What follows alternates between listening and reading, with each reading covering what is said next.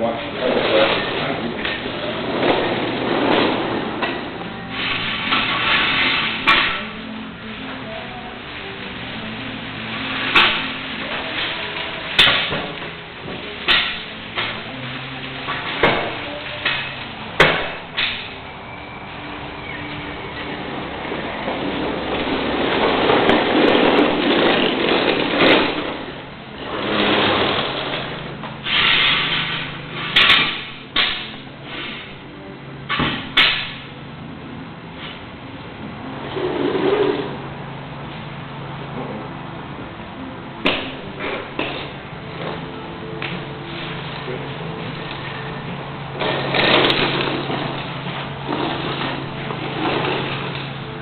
Watch it down here, Jerry, and make sure it's open. What'll happen is if you get a nick in that cable, it'll ground out to that fuel line, and then that's more excitement than you're looking for.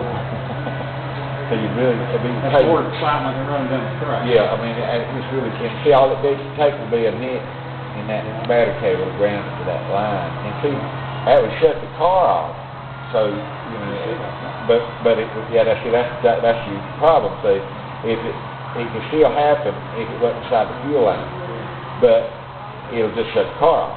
So if it happens and it happens to ground to that fuel line, well then it'll cook the rubber, it'll heat up and cook the rubber inside that said line until it chars that rubber, and then the fuel will start running out of that line. But I've done it. I mean, no, I didn't do it like that.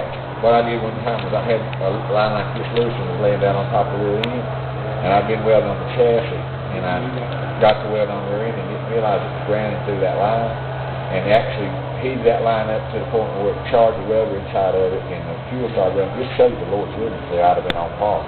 But this is a really bad idea for a lot of reasons, you know, because if it gets damaged or something hits it, it's pretty close proximity to some suspension parts here too, so it's really not a good idea because it could actually hit something.